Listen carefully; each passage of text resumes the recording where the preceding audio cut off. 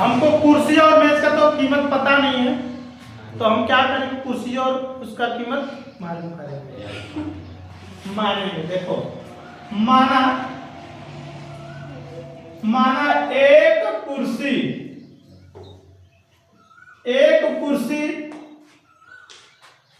का कीमत x रुपया। माना एक कुर्सी का मूल्य जो है x रुपया, ठीक है बच्चों। और जो मेज है, एक मेज का कीमत जो है,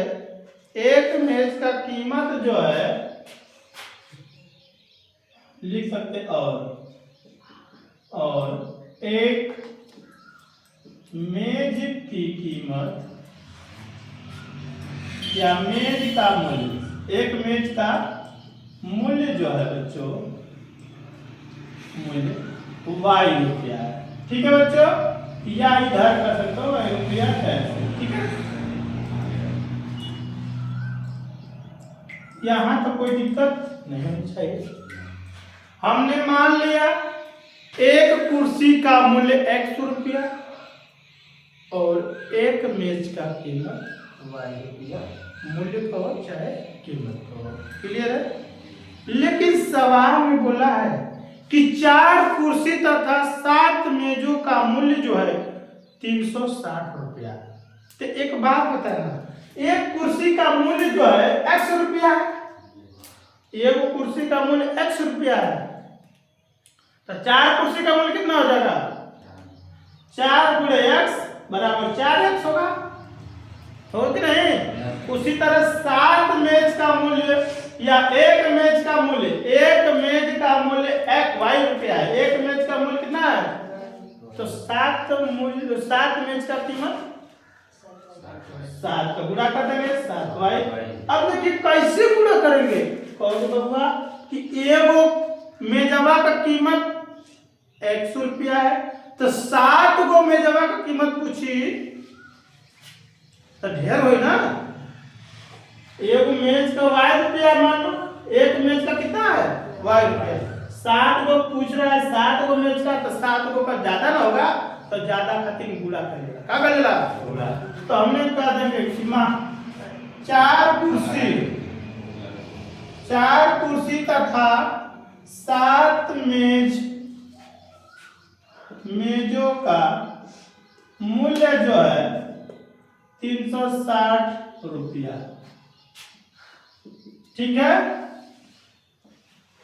4 कुर्सी तथा 7 मेजों का मूल्य 360 रुपया है। तो प्रथम चरण या प्रथम स्थिति के अनुसार 4 कुर्सी है, तो एक कुर्सी का x रुपया, तो 4x प्लस 7y बराबर 360, समीकरण नंबर 1। यहाँ तो कोई दिक्कत, यहाँ दिक्कत, ठीक है। अब इसके बाद बोला है आगे क्या बोला है, 6 कुर्सियों तथा 10 मेज। हाँ, 6 कुर्सी तथा 10 मेज। अब यहाँ लिख लोगे 6 कुर्सी तथा 10 मेजों का मूल्य जो है 520 रुपया, 520 रुपया। 6 कुर्सी तथा 10 मेजों का मूल्य 520 रुपया है। 6 कुर्सी, एक कुर्सी का दाम 100 रुपया, 6 कुर्सी का दाम 6x हो जाएगा। 10 एक मेज का मूल्य 100 रुपया, तो 10 मेज का 10 y होगा, सॉरी y बोलेगा भाई, x बोल दे तो y होगा। यानी एक मेज का मूल्य y रुपया, तो 10 मेज का बराबर 520, समीकरण नंबर 2। अब समीकरण 1 और 2 को हम लोग हल करेंगे। समीकरण 1 और 2 को क्या करेंगे, हल करेंगे।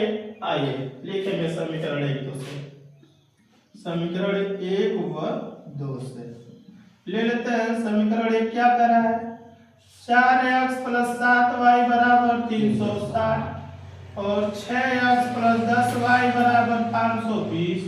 समीकरण नंबर 1, समीकरण नंबर 2। जब ऐसे समीकरण मान लेते हैं, दोनों समीकरण, तब दोनों समीकरण में से किसी एक राशि को या एक चर को बैलेंस करेंगे, बराबर करेंगे। चाहे y वाला को बराबर करो, चाहे x वाला को बराबर करो, किसी तरह किसी को बराबर करना पड़ेगा। अगर हमको यहाँ पे 4x दिया है, नीचे 6y दिया है, तो हम x वाला को बराबर करेंगे तो क्या करेंगे? अगर इसमें 3 का गुणा करेंगे तो 4 3 12, और इसमें 2 का गुणा करेंगे तो 6 गुना के 12, दोनों बराबर हो जाएगा ना। तो लिखेंगे, यहाँ पर हम लिख दे रहे हैं समीकरण 1 में 3 का, समीकरण 2 में, ऐसे गुणा कर लो। या लिख सकते हो कि समीकरण 1 में 3 का तथा समीकरण 2 में 2 का गुणा करने पर। ठीक है, यही बात हमने यहाँ लिख दिया कि समीकरण 1 में 3 का गुणा और समीकरण 2 में 2 का गुणा करने पर। चलिए, जब 3 का गुणा करेंगे तो साथ में होगा गुणा, इसमें तीनों में, तो 4 में पहले करिए। 4 3 12, 4 3 12 x हो जाएगा ना। इसका करेंगे 7 लिख 21y बराबर इसमें 0 7 36 18 5 10 3 9 10 1080 हो गया। इसमें गुणा कर दो, 6 गुना के 12x, 10 गुना के 20, इसका हो जाएगा 0 4 5। समीकरण नंबर 3 मान लो, समीकरण नंबर 4। ठीक है बच्चों, अब इसका चिन्ह प्रॉपर्टी बदलेंगे। चिन्ह प्रॉपर्टी बदल लेंगे, प्लस रहेगा तो माइनस, माइनस रहेगा तो प्लस, या कह सकते हैं समीकरण 1 में से 2 घटाने पर दोनों चीज सही है। प्लस है तो माइनस, माइनस माइनस, ये दोनों सेम सेम है, कट जाएगा। एक प्लस, एक माइनस में, एक प्लस में कट जाएगा। ये माइनस का, ये प्लस का, ये भी प्लस माइनस मिलके माइनस। जब दो चिन्ह समान रही, अगर माइनस माइनस दोनों चिन्ह समान रहता है तो हमेशा जोड़ा जाता है। अगर एगो प्लस एगो माइनस अलग अलग विपरीत रहे तो हमेशा घटी। समझ गया? चलिए आइए, ये माइनस या प्लस घट जाएगा, कितना हो जाएगा? y बचेगा, क्योंकि 21 में से 10 20 घटेगा तो 1 बचेगा, 1 का मतलब y। आइए देखिए, माइनस 1 प्लस ये भी घट जाएगा 40, यानी y का वैल्यू हमारे पास कितना हो गया? 40। अभी तो हमको x का वैल्यू चाहिए ना, लिखेंगे y का मान समीकरण 1 या 2 किसी में रख लो, हम रख रहे हैं 1 में रखने पर। एक समीकरण क्या है? 4x प्लस 7y बराबर 360। x का वैल्यू नहीं दिया है, प्लस 7 गुणे y का वैल्यू कितना निकल रहा है? 40 बराबर 360। 7x प्लस इसका गुणा करेंगे 7 7 चौक 28 0 360। ये 280 जो है इसको उधर ले जाएंगे बराबर के उस पार, तो इधर प्लस में बराबर के उस पार जाता है, माइनस में हो जाएगा 360 माइनस का 280।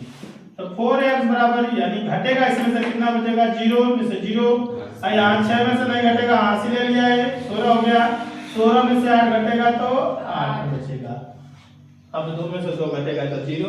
अब हमारे पास 4x बराबर 80, हमको x का वैल्यू चाहिए। x निकालेंगे तो 4 इसके बटा में आ जाएगा, 80 बटा के 4, 8 2 के 20 हो गया 80, यानी x का वैल्यू कितना हो गया?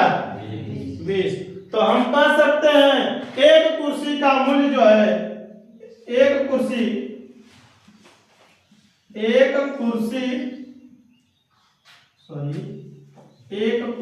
का मूल्य x रुपया मैंने हमने, x का वैल्यू कितना आ गया? 20, यानी एक कुर्सी का मूल्य कितना है? 20 रुपया। और एक मेज की बात करेंगे, मेज का मूल्य, एक मेज का मूल्य जो है y बराबर कितना निकाले? 40। क्लियर है? हमारे पास निकल के तैयार है एक मेज का कीमत और एक कुर्सी का कीमत। क्लियर है? चलिए कर लीजिए।